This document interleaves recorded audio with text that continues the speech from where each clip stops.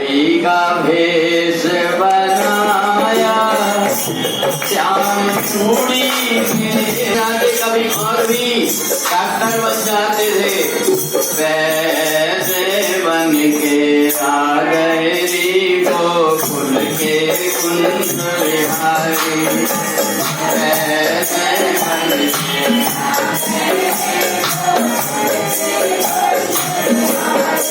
भगवान अपने ग्वाल वालों से कहते थे चलो आज चल करके राधा रानी के बरसाने में अपन चल करके होली खेलेंगे। राधा रानी को पता लगा कि कन्हैया सबके साथ में होली खेलने आ रहा है। था कन्हैया के सखा बड़े बड़े मोटे हैं और बड़े बरजोड़ हैं, इसलिए काम करो अपन जीत नहीं पाएंगे, इसलिए अपने एक एक हाथ में क्या रख लो, लठ रख लो। तो इसलिए बरसाने में जो होली होती कौन सी होती है, लठ मार। हम होली खेलन आए हैं राधा जी तेरे बरसाने में,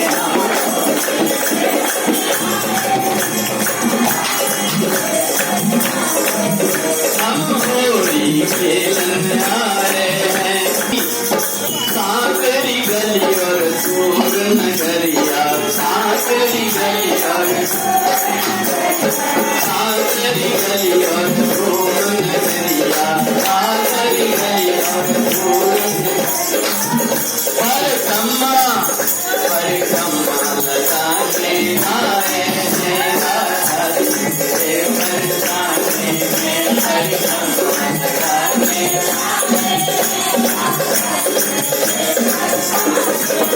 राधा जी तेरे बरसाने में, मेरा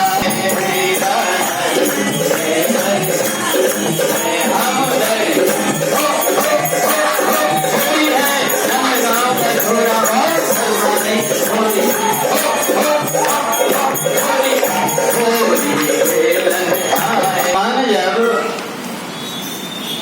राधा रानी को बहुत स्नेह करने लगे, बार बार जाने लगे, तो एक बार कन्हैया ने राधा रानी को लेकर के महल में आए, और महल में लेकर के जब आए तो मैया यशोदा ने देखी इतनी सुंदर कन्या है, तो नारियल और बतासा लेकर के और भगवान सूर्य से कहा कि ऐसी ही मेरे को सुंदर चंदा जैसी बहू मिले, और ओली में बांध दी राधा रानी को। तो राधा रानी की ओली में जैसे ही सगुन रखी है, वैसे राधा रानी की आंख से इतने आंसू बहे, इतने आंसू बहे कि राधा रानी मूर्छित हो गई। राधा रानी मूर्छित होकर के गिर गई। भगवान श्याम सुंदर ने उठाया। राजा परीक्षित ने कहा कि राधा रानी मूर्छित क्यों हो गई? बोले राधा रानी मूर्छित इसलिए हो गई क्योंकि राधा और कृष्ण का विवाह हो ही नहीं सकता, क्योंकि राधा रानी को श्राप है। तो मैया यशोदा ने कही कन्हैया क्या सत्य बात है, राधा के साथ में तेरा विवाह नहीं हो सकता। और मैंने तो ओली भर दी। सुन कन्हैया, मैं ये पूरे गांव में ब्रज में अपना मुंह कैसे दिखाऊंगी? अगर तूने मेरे कहना ना मान करके राधा रानी को अगर तूने बहू नहीं बनाया तो अपनी मैया को बहुत चोट और दुख पहुंचे। भगवान श्याम सुंदर सोचने लगे क्या करें। तो ब्रह्मा जी ने कहा तुम चिंता मत करो, तुम्हारी माँ का भी मन रह जाएगा। भांडेर वन में राधा रानी सखियों के साथ जाएगी, तुम भेद बदल करके आना। उसी समय भांडेर वन में मैं तुम्हारा और राधा जी का गंधर्व विवाह करा। तो राधा रानी के साथ में गंधर्व विवाह करा करके राधा तब से अलग हो गई और कन्हैया अलग हो गए। ऐसे अलग अलग भगवान रहने लगे। सुखदेव जी ने राजा परीक्षित से कहा परीक्षित, 10वें स्कंद के उत्तरार्ध में एक कथा आती है कि दान करने के बाद में व्यक्ति को अभिमान नहीं करना चाहिए कि मैंने इतना दान किया। एक राजा था, कौन सा राजा? नरग। नरग नाम का राजा था, हजारों गाय दान में देता था और वो अपने मंत्रियों से कहलाते रहता था कि मैं डोंडी पीट करके कहो कि राजा ने आज 50,000 गाय दान की। किया। आखिर के ये धन हमारे पास किसके कहाँ से आता है? उसी परमात्मा के द्वारा आता है, इसलिए अभिमान नहीं करना चाहिए। हाँ, बल्कि ये सोचो कि परमात्मा तेरी बड़ी कृपा है, तूने हमें इस योग्य बनाया है कि हम किसी को कुछ दे सकते, ऐसा सोच करके दो। राजा नरक को अभिमान दूर करने के लिए जब मरा तो स्वर्ग लोक नहीं गया, ये कहाँ गया? इसी मृत्यु लोक में आकर के गिरगिट बना, गिरगिट बन करके और अपनी योनि को पूरा भोगा, क्योंकि जो कुछ दिया था वो कह कह करके उसने पुण्य को छीन कर दिया। तो इसलिए राजा नरक की कथा सुनाए।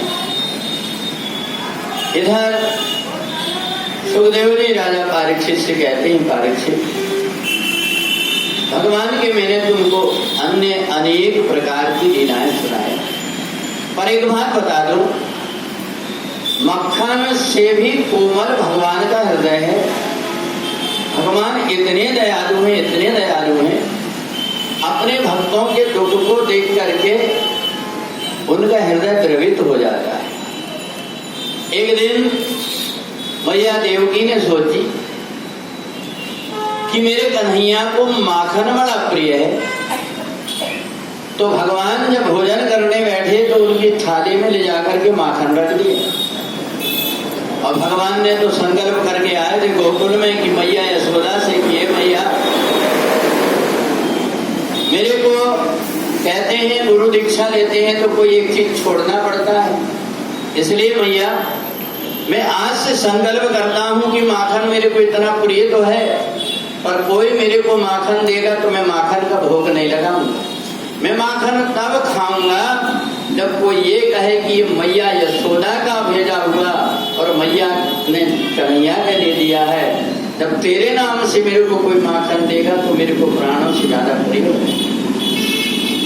तो इसलिए भगवान को जब कभी माखन का भोग लगाते हैं तो कहते हैं कन्हैया देख, तू तो अपनी मैया को याद करता है कि नहीं करता, पर तेरी मैया को ये माखन तेरे लिए ले भोग लगा ले। तो भगवान श्याम सुंदर उस आग्रह को कभी ठुकरा नहीं पाते। इधर मैया ने देवकी ने भोजन परसा भोजन में रख दिया, भोजन में जैसे रख दिया मक्खन, तो भगवान श्याम सुंदर को अपने गोकुल की याद आ गई कि मेरी मैया मेरे को अपने हाथ से गोद में बिठा लेकर के माखन खिलाती।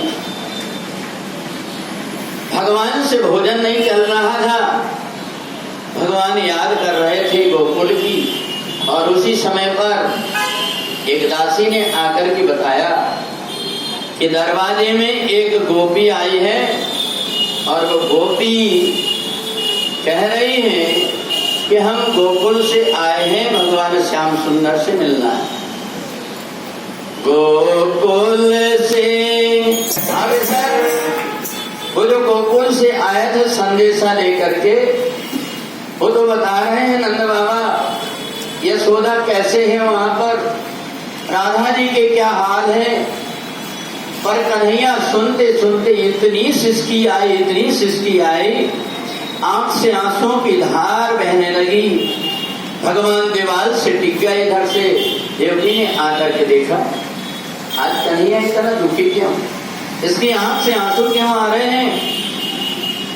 पर कन्हैया बोलने को तैयार नहीं है भगवान को, बस वही याद आ रही कि मेरी मैया सुबह मेरे लिए गर्म पानी करके कैसे मेरा मुंह धुलाती थी, अपने आंचल के पल्ले से लेकर के और मेरे मुख को पोछा करती थी। भगवान श्याम सुंदर कहते हैं कि बाबा नंद अंगुरिया कह नित पायन चलन सिखावत। नंद बाबा जब मैं छोटा था मेरी उंगली पकड़ करके एक एक उंगली पकड़ करके चलना सिखाते। भगवान श्याम सुंदर वो दृश्य में खो गए।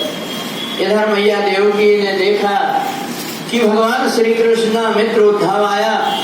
उद्धव से कहा कि कन्हैया मेरे से बोल नहीं रहा, ये थाली पर से रखी है, तुम जाकर के पूछो तो कि कन्हैया को क्या दुख है, वो इतना दुखी क्यों हो रहा है। जैसे ही उद्धव गए, भगवान श्री कृष्ण को समझाया, गले से लग गए, कन्हैया क्या बात है, तू इतना दुखी क्यों। भगवान श्याम सुंदर ने कहा, अरे भैया उद्धव, मोहि ब्रज विसरत नाही, मेरे को ब्रज भूला नहीं जा रहा है, मेरे को ब्रज की इतनी याद आ रही कि मैं यहाँ पर रह रहा हूँ, परंतु मेरी गोपियां कैसे रहती होंगी। उद्धव, जब मैं बछड़ा चराने के लिए जाता था ना, तो मैं जब तक के लौट करके नहीं आ जाता था, एक पानी नहीं पीते, कहते थे कि कन्हैया के पहले दर्शन करेंगे, इसके बाद वे पानी पिए।